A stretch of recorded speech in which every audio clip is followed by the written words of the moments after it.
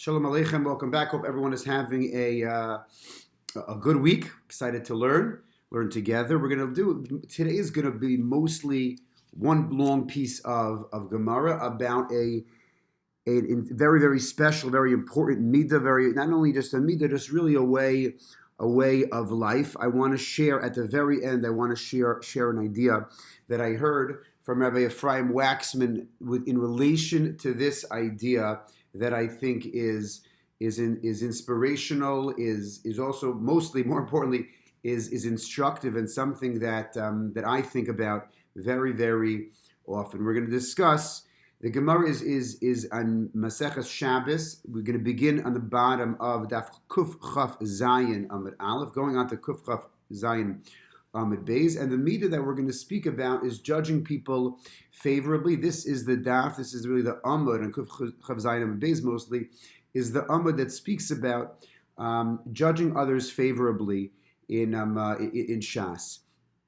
Now the Gemara begins, right? It's really an offshoot because, as we're going to see, the Gemara previously, in the middle of Kuf Chaf Zayin Amud Aleph, is discussing the mitzvah achnasas orchim, and the last piece of Gemara before what we're going to study discusses or talks about the idea that our God is different than other gods, right? Our God is different. Why? Because He values achnasas orchim so much that He was okay. Our God, HaKadosh Baruch Hu, was okay that Avraham Avinu Kiviyachol, He pushed him away and said, God, wait here.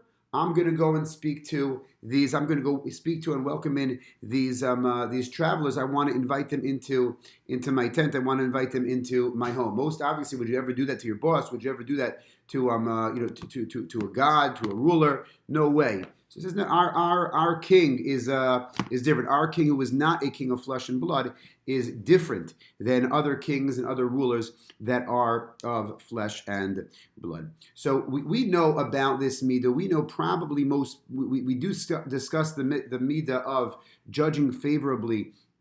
We say it at the after Birkas HaTorah. We quote the Mishnah that we're going to quote soon from Maseches Peah, the very first Mishnah Maseches Peah. We quote that every morning during davening. But perhaps even more famous is that in the very first perek of Pirkei Avos, the sixth Mishnah, it says Yoshua ben Prachya v'nitai ha'arbeli kiblu mehem. That Yoshua ben Prachya and Nitai ha'arbeli, they learned from Yossi ben Yochanan. They learned from their teachers that came before them. And what did they learn? What did they teach? What are they sharing? Yoshua ben Prachya Omer Aseh l'charav. Everybody has to have a rav. Everyone has to have a rabbi. Everyone has to have a guide, an advisor, someone to inspire them and to lead them. You also have to have friends. You also have to have friends. Friends are vital. They're crucial. Interestingly, that the Mishnah says, probably you've heard this idea before, that it seems like a chaver, it seems like a friend is more important than a rav. Why? Because it says you have to make it for yourself fine, to make yourself a rabbi, but you have to acquire yourself. It's almost like purchased. It sounds, right? It seems like a higher level. You really have to even buy a friend if you need. And finally, what we're going to discuss is Vahavi Dan Eskol Ha'adam Lekaf Zechus, and you have to judge each and every single person favorably. Famously, it says Dan Et Kol Ha'adam, all of the person. Why is it? So many explain, and I think this is the best way to share, is that you never know all the details, right? Imagine if you start reading a book in chapter 3, or you pick up a show in episode 3, and you missed all of that background, and you didn't read. I met this person at age 17. I met this person at age 30. I met this person at age 45. My coworker, I have no clue about their background. I don't know what they've had to endure in life and what they've had to experience in life. So you have to, before you judge a person, you have to know et kol ha'adam, and we really can't ever know kol ha'adam, and therefore probably the Mishnah is saying, let's just be safe and let's just not judge anybody. But that idea of kol ha'adam, just every person, no, you have to be able to judge ha'adam, the totality of a person. Here we're going to go, Amar Rabbi Yehuda bar Shila, Amar Rabbi Asi, Amar Rabbi Yochanan. Rabbi Yehuda said, really this is the statement of Rabbi Yochanan, Shisha devarim adam ochel perotem milam hazeh. There are 6 things, there are 6 mitzvos or midos that a person who, when he fulfills them, right, he enjoys them, he eats of their fruits in this world. He gets some benefit in this world, but v'akeren kayemes lo liolam haba. But the real principle, the real reward, the real ecstasy is going to be held intact, and it remains intact in Olam Haba, in the world to come. And so what are these shisha devarim? What are these 6 mitzvos? Hachnasas orchim. This is obviously the connector to the previous Gemara, inviting our guests. Uvikir cholim, and visiting sick people. V'iyan tefillah, and concentration. Kavana in tefillah. 2 weeks ago we discussed what iyan tefillah possibly could be, but on a very, very basic level, it's caring about davening. It's davening well. Vashkamas beis hamedrash, and getting up early to go to the beis medrash to either learn or to daven. V'hamigadel banav l'talmud Torah, and you're raising your children. Your children in the path of Torah, of study of Torah, v'hadan es chavero l'kaf zechus. And a person who judges his friend favorably, his friend positively, he looks, he has the ability to look at it with a positive eye or with a negative eye. And this time he says, you know what? I am gonna give him or her the benefit of the doubt. So now the Gemara asks, is this so that really there are 6 things, right? How could Rabbi Yochanan say 6 things? But we learned in a Mishnah. We learned in the Mishnah that we referred to in Maseches Peah earlier. Elu dvarim she'adam osa otam. These are the things that a person does, and if a person does them, v'ocha pirotem b'olam hazeh, and they'll eat the fruits, they'll enjoy some of it in this world b'olam hazeh. But nevertheless, v'akeren kayemes oli olam haba. But the real principle, the real reward, right, remains intact for him in the next world. So what are those things? Ve'eluhen kibud av va'em, kibud av. Right, honoring our parents. Ugemilus chasadim, and chesed. V'haval shalom bein adam lechavero, and creating peace, making peace between one person and another. V'talmud Torah keneged kulam, and Talmud Torah is equal to all of those. Meaning, if you had a scale and you had all the other mitzvos, and yet Talmud Torah is equal to all of them. I learned Torah for 6 hours, right, on one scale. The other, I davened, and I did Hachnasas Orchim, I did Bikur Cholim, and I did all these. Doesn't matter. 6 hours. It's not that I did 17 mitzvos here. That's going to outweigh my one mitzvah of Talmud Torah. No, Talmud Torah is Keneged Kulam. So what are we talking about? Rabbi Yochanan at first said 6, and now we have 4. So Hani in Midi Achrina Lo. So right, the Mishnah implies that there are only 4, right? So what's going on? How can we say 4? How can we say 6? So now we're turning on to Kuf Chav Zayin Amud Beis, and the Gemara says no. Hani nami bahani shayche. Right? That these 4 and these 6 are really interchangeable. What exactly does that mean? So Rashi, interestingly, Rashi is able to mark up. He's able to, I guess, team up and categorize each one of the mitzvahs. So he said in the Mishnah that only had 4, we said one of those things is chesed, right? So if you look at Rabbi Yochanan's list, hachnasas orchim, right? That fits into chesed. Bikur cholim fits into chesed. And he says a beautiful idea. He says that davening, that when a person has kavanah in davening, what the Mishnah said, or what Rabbi Yochanan used, his phrase was iyan tefillah. Iyan tefillah, Rashi says, is chesed for ourselves. That we almost like owe it to ourselves to a certain extent. And when we're davening, that's a chesed to ourselves, which is a powerful idea to chew on and to think about.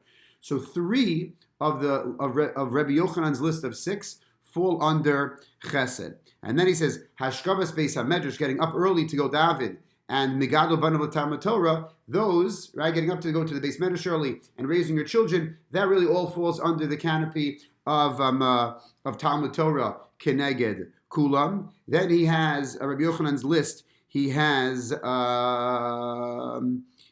av, honoring our parents is its own. It's the own category of 4. And then on one list it said daven kaf schus, to judge favorably, and on the other it says to create shalom between 2 people, and those are obviously linked. So what the Gemara and Rashi is really saying is that the original list of Rabbi Yochanan's 4 falls under the list of 6. But now the Gemara is going to go through 3 stories of just, how to what ends some of the Tanaim and Amarayim went in order to like strain themselves to understand or to try to judge people favorably. Now, obviously, when we're judging someone favorably, we're not judging an evil person favorably. That's obviously that's ridiculous. That's inappropriate. That's irresponsible and negligent very, very often. Right? But here we're talking about tzaddikim. Here we're talking about holy people. Where almost the Gemara you're going to see it basically strains the limits of credibility to really justify the actions of certain people, even if like the evidence really seems to point strongly towards sinful behavior. And when a person is what we call a Beinoni, when a person's in the middle of this, they're not a tzaddik and they're not a rasha. So we have to each case is very, very different. We actually mourn Gedalia ben Achikam because he perhaps could have listened a little bit more and could have judged been a little bit less favorable in his judgment. So the Gemara here in the top of Kuf Chaf Zayin Amud Beis says Tanu Rabbanan. The rabbis teach us in a brisa. Hadan chaveru l'kaf danin oso lischos. One who judges, right? So now this is also a person. If I judge someone favorably, it's not just that I'm a tzaddik, and it's not just good that it's for that person, but I'm also the beneficiary of that. If you don't judge a person favorably, danin oso lischus, you also will be judged lischus. Now, does that mean that I'm going to be judged lischus by others? Or by HaKadosh Baruch Hu? The Gemara is not the same. Yet we do have a very, very important idea, which people discuss very often. We say in Tehillim, we discuss al silcha al yad yaminecha, that we describe HaKadosh Baruch Hu that he's like a shadow.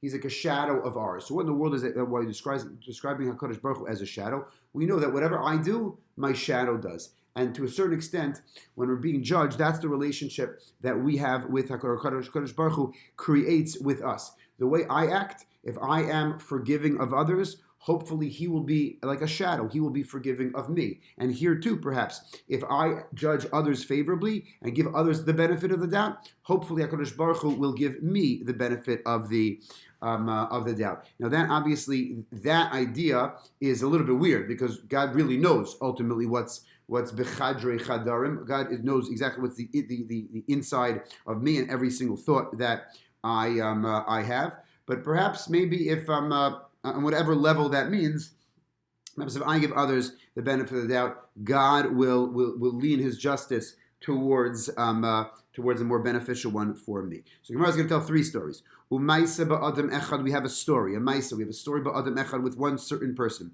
Sheyared mi Galil ha'elyon. He was in the upper Galil. And he came south a little bit. V'niskar etzo bal habayis echad bedarim shalosh shanim. And this certain man, he came and he worked for some master, some homeowner in the south for 3 years.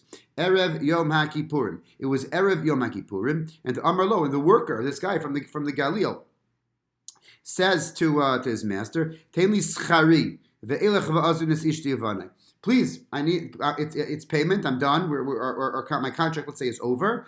Please, tein li schari, give me my schar, give me my reward, give me my pay me. And then I'm going to go, and then I could finally provide for Ishti, for my wife, Uvanai, for my children. Amar Lo, the master says, right, his boss says, Amar Lo, Ein li ma'us, I don't have any money. Okay, so Amar Lo, if you don't have any money, okay, you don't have any real, capital on you, any liquid on you. Amar Lo, Ten li payro, so give me fruit, so pay me with produce. Amar Lo, Ein li, I don't have any. So he says, fine, you don't have that. Ten li karka. So give me land. This guy's a smart guy. We know. Real estate. Tenli karka, give me land. Ainli says, tenli behema, so pay me with animals. Give me some of your livestock. Give me some of your animals. Ainli, I don't have. Tenli karimuksasos, right? Give me karimuksasos, like pillows and cushions and blankets. Pay me with that. Give me something. Ainli, he says, Ainli, I don't have. Hivshil kelev la'acharav. So now the guy is like, he walks around dejected. He's not able to get anything. He's not able to get any money. He couldn't get karka. He couldn't get payrolls. He couldn't get money. He couldn't get, the last thing was, he couldn't get behema, and then he couldn't get Kar miksasos, right? He couldn't get any of these cushions. He couldn't get anything. So hifshil kelav la'achrav. He like put his sack over whatever he had. He put his sack over his shoulder. V'halach lebeso b'pachei nefesh. And he went home. B'pachei nefesh means like it with like a black, with I think like a cold. Pachim, I think, are cold, right? Basically, went home dejected, sad, broken. But la'achar haregel, right? Remember, the story is taking place erev Yom Kippurim. So la'achar haregel, after the holiday, which presumably is Sukkot, natal bal habayis scharo biyado, right? And he's obviously in his mind. What is going on in his mind, right? Imagine if that was you. So I can't pay you in this. I can't pay you in that. This is a guy who worked for him for 3 years. Now he has no money. So the guy goes home. Then the owner is natal bal habayis schar biyado. He goes. He takes his schar. He takes his payment in his hand. V'imo masui shlosha chamorim. And along with the paycheck, he brings 3 donkeys. And they were masui. They had burdens. They had stuff. They were carrying some extra things. Right? What were they carrying? Echad shel machal. One of the donkeys was carrying machal, was carrying food. Ve'echad shel mishta. And others were carrying, the other one was carrying drink. And the last one, ve'echad shel mine megadim. And others were carrying mine megadim, sweets. Sweets. It's funny, whenever the Gemara says megadim, like it's like a lot of times, you should give to your children megadim and sweet things. A lot of times the Gemara says it's like nuts. My kids, if candy was nuts to them, they would not. They would think I was nuts. But I guess they didn't have sour sticks and airheads and Mike and Ike's back in the day.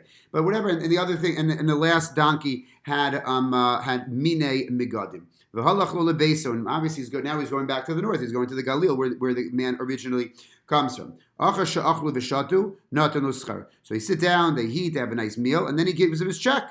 Right? And Amrlo, and they're just schmoozing. Amrlo, then the owner, the master, says to his worker, his former worker, Bisha amarta li ten li schari.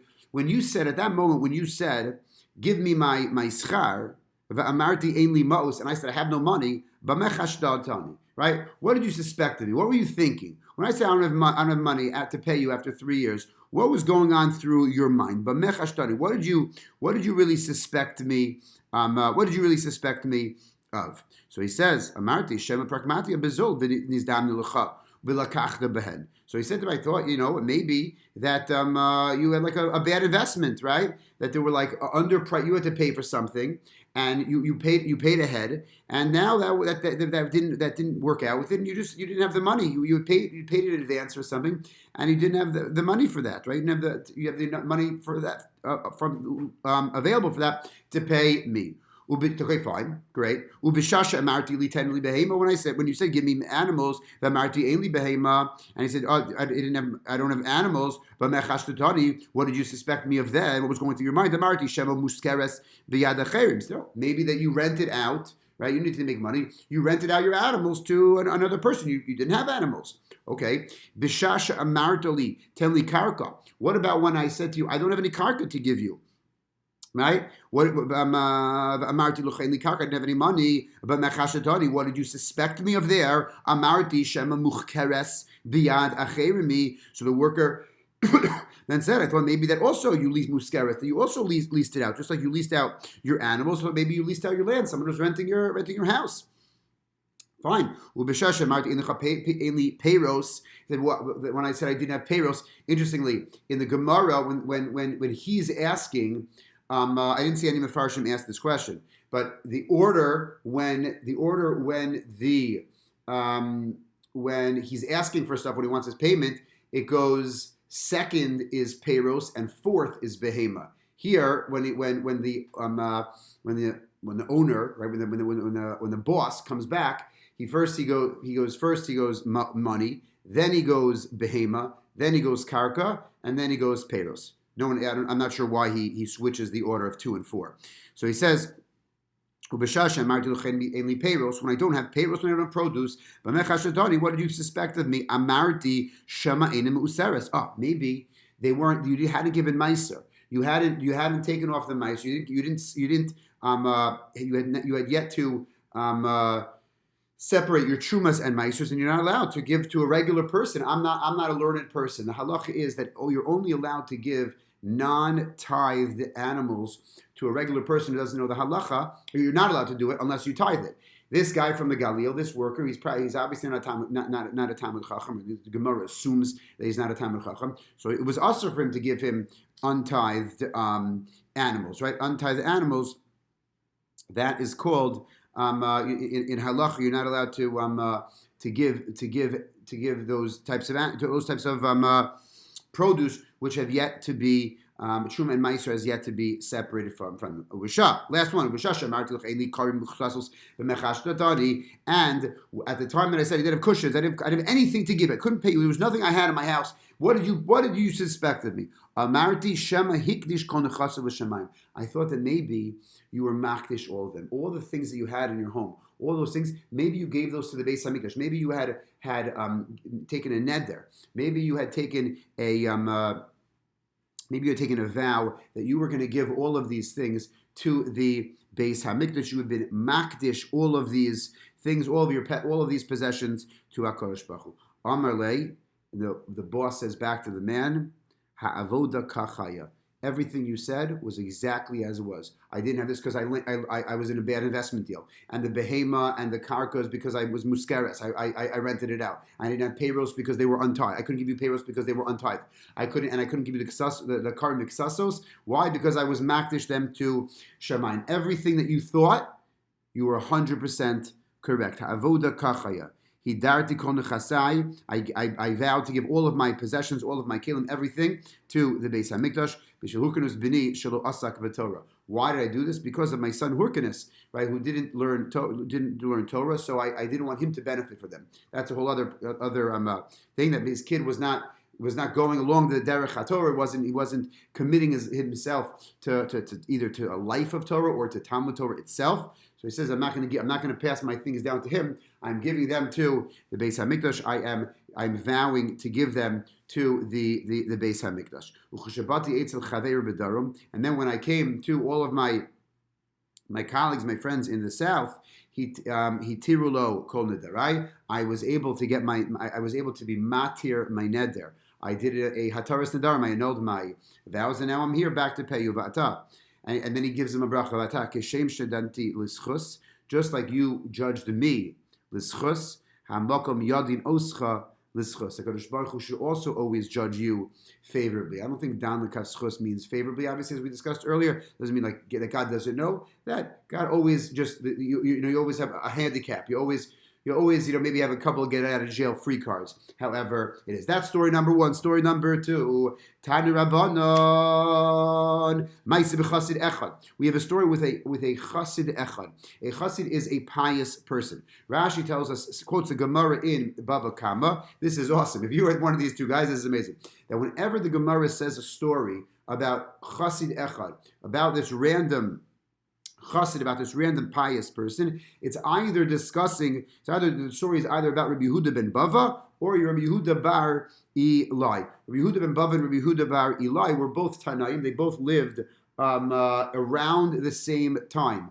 Rabbi Yehuda bar Eli was one of the 5 Talmidim of Rabbi Akiva, and Rabbi Yehuda bar Eli was actually one of the Asara Hurugei Malchus. He was one of the 10 martyrs that we discuss and we speak about his brutal and gruesome death on Yom Kippur as well as on Tisha B'Av. So we have a story about this chassid, this random chassid. It's not a random chassid. It's either Rabbi Yehuda bar Eli or Yehuda ben Bava. And what's the story? Nice about chassid echad shepada riva achas bas Yisrael, who had ransomed a young Jewish girl from she was taken captive. The Rambam says that the greatest mitzvah of tzedakah, maybe the greatest mitzvah at all, he speaks beautifully in the laws of Matnos Aniyim, is the mitzvah of pidyon shvuyim. If you're able to be podeh, you're able to ransom a Jewish person, that is one of the greatest mitzvahs, definitely the highest level of tzedakah. So you have one of these great Tanaim who was Shepada Riva Achas Bas Yisrael. He ransomed a young Jewish lady. V'lamalon hishkiva tachas margelosav. And he had to take her home. He had to take her wherever he was going. But on the way, they had to stop at an inn. And I guess there were no other rooms. So what happened? they slept in the same room, and she lied down at his feet. Villa malone, in this inn, in this hotel. He lied her down tachas miraglotav, right by his feet. That obviously doesn't look so good. Lemachar yarad v'tavel v'shanat l'tamidav. In the morning, after they had slept, right, presumably in the same room as the story goes. So the following morning, lemachar, what did yarad v'tavel? He goes down to the mikvah. Right? He descends. He goes down to the mikvah, and then he taught Torah l'tamidav. Right? That he's traveling with his talmidim. He goes to the mikveh in the morning after being in the same room with the girl at night, and then he goes and teaches Torah. Va'amar lahem. Okay, either this is how he opens Shiur, or this is how he ends Shiur. But he says to his talmidim, "B'sha'a shehishkivita tachas miraglotai." At the time where I had her lie down at the foot of my bed, right? What were you thinking? Talmidim, what did you think? Okay, Amarnu. So the Talmidim answers this chassid, Shema yesh banu tamid she'inu baduk l'Rebbe. So he says, we really said to ourselves that perhaps among us there's a person who's not holy enough that you couldn't entrust this girl to one of us. We're not holy. If you don't trust us enough, you think that there's something wrong, or we're gonna do some risky business with her in our room. And therefore, you didn't trust us, and therefore you took bailos, you took ownership and responsibility for her. Bishashi Yerad. So then he says, okay, fine, okay, I hear you. Bishashi Yeradati v'tavalti b'mechashuni. Then when I came down in the morning and you saw that I had to go to the mikvah, what did you think? Right? Aman Yoshem b'nei Torah chaderech eira keri l'Rebbe. So whenever a person has some type of a man has some type of a mission, of seminal mission, he has to go to the mikvah. At least in the times of the Beis Hamikdash, so he has to go to the Beis Hamikdash. Sorry, to the mikvah. I apologize. But in the times of the Beis Hamikdash, he would have had to go and be tovel in the mikvah. So they said that no, that the students answered no, because your whole body's messed up. Because of Torah chaderech, all of the travel, you'd exert yourself. You were tired. Your body was aching. So maybe that caused you to become what we call a bal keri, to have this seminal emission, and therefore you need to go to the mikvah. Amar lahem. He says back to them, ha'avoda kachaya. This is exactly the way it was. Va'atem. And you guys, since you judge me positively, so too, just like you judged me positively, so too HaKadosh Baruch Hu should judge you positively as well. Final story. Tani Rabban and the rabbis teach. Pam achas, one time, hutzrach davar echad l'talmidei chachamim eitzel matronisa achas. One time there was a big community issue, right, where it made it necessary for the chachamim to go eitzel matronisa achas. This one noblewoman, this one Roman aristocrat, this woman. Now, she wasn't a regular woman. She was obviously a chashav woman. She was an aristocrat. She was noble. But shekol gedolei Romi mitzuyin etza. Many of the higher ups, many of the gedolei Rome, the greats of Rome, they would visit her very often. And obviously, the reason they would visit her was not to learn Torah. So she was frequented by many people and would associate in actions that were very, very unbecoming of any moral and ethical upstanding person, especially of a Talmud Chacham, right? And the story is telling of Davar Echad Talmidei Chachamim. The Talmidei Chachamim had to go to this woman, but for the matters of the government, for the matters of the state, for the matters of the country, they had to visit this woman. So they said, "Who's going to go? Who are we going to send to this woman?" Amar lehem Rabbi Yeshua, and the Elech. Rabbi Yeshua gets up and he says, "You know what? I'm going to go." Halach Rabbi Yeshua v'Talmidav. Rabbi Yeshua and his Talmidim go. They travel to her home. Kevan shegil lepesach habesa. Once Rabbi Yeshua gets to the door of her house, chalatz tefillah. Right? People wore their tefillin all day back then. So he chalatz tefillah. He takes his tefillin off. The richuk arba amos, 4 amos away from the door. V'nichnas. He goes in. V'na'al hadeles bifneihem, and he locks the door. behind them or before them, meaning in front of the Talmidim or on the other side of the door. Basically, he locks the door inside with her. After he comes out, v'tavel v'shanu tamidav. After he goes out, what does he do? He v'tavel, he goes to the mikvah, v'shanu tamidav, and then he goes and teaches shiur, he gives shiur to his students, just like the chassid in the previous story. V'amar lad, he says to them, once I took off my, right at the moment that I was taking off my tefillin, what did you think about? What were you thinking? What were you suspecting of me? Amru, they said, Kesava Rebbe lo yikansu divrei kedusha v'makom tuma. So I thought that you're not going to bring tefillin into the house of this woman, right? She's a woman of ill repute. She's a harlot. What you're gonna bring your tefillin, something a kadosh thing, into her house, right? Lo yikansu divrei kedusha. You're not going to bring things of matters of kedusha in a place of tuma. So he says, b'mashin alti b'mechashad. When I close the door, when I lock the door, right? What did you think? Amarnu shema devar malchus yesh beno. You had very important things, devar malchus, things of the government, things of some governmental issue that you needed to discuss. It needed to be private. Okay, whatever. When I went to the mikveh afterwards, what did you suspect of me?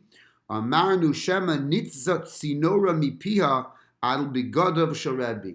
We thought, right? This is pre-masks, that maybe when she was speaking to you, some of her saliva, some of her spit got onto your clothing, and she's a tamei person, that maybe what happened, that your clothing became tamei, and you wanted to go to the mikveh to purify yourself. What does Rabbi Yeshua say back? Amar lahem avoda kachaya. Same thing. This is exactly what happened. V'atem kashem shedantuni l'schus. Just like you were done me, just like you judged me, l'schus, favorably, you gave me the benefit of the doubt. Hamakom yodin eschem l'schus. So too, HaKadosh Baruch Hu should also give you should also judge you favorably. He should also give you the benefit of the doubt. These are the three stories of Dan Lechaschus, but I want to show you an idea that I once heard. First of all, I do want to say that there are concepts in halacha of, obviously, like we know Maris Ayin and Visam Nikiyim, that a person should not put themselves in these situations. Right? All three of these situations doesn't seem like Dafka, they went out of their way to this. Here he was involved in the mitzvah of Pidyon Shvuyim. Here he was working and he couldn't pay them back. And in the last story here, there was a pressing need probably for the Jewish community. So lichatchila, meaning I shouldn't go out of my way and say, I don't care about what other people. It's Yenim's. It's Yankel's responsibility to judge me favorably. I can do whatever I want. No, I do have to care about what other people think of me, in the sense that I can't almost set them up to judge me negatively. But if I need to do something, right? I need to do something. So really, the ball is in their court, and they should go out of their way to judge me positively. So Rabbi Ephraim Waxman said a beautiful idea once that I think about very, very often. It's not connected to the Gemara, but it's connected to being down the kaf schus, judging someone favorably. It seems like a weird thing. I know whether my friends go to Minyan or eat on kosher or wear tzitzis or learn this and that. So is it sheker? The pasuk in Mishpatim that we read last week, midvar sheker tirchak. I have to distance myself from sheker. I have to distance myself from falsehood and from things that are untrue. So why would I ever like almost make up games and say here they were tzaddikim and everything was, that's the way the story goes. But in real life, do I have to like play like mind calisthenics to say, no, really the person, I'm sure he doesn't sleep at night, he probably learns Torah all night. Do I have to say that? So no, but what's the benefit of doing that? So I think the benefit, and this is where Ephraim Waxman said a beautiful idea. Let's just give Minyan. Minyan's a pretty Minyan is a pretty easy comparison. If I think that nobody goes to Minyan, let's say I daven it, let's say Young Israel every morning, let's say, but I don't see this guy. I don't see, Moshe doesn't daven at I don't see him at YICC. Am I supposed to say, he doesn't come to YICC, he doesn't daven with a Minyan?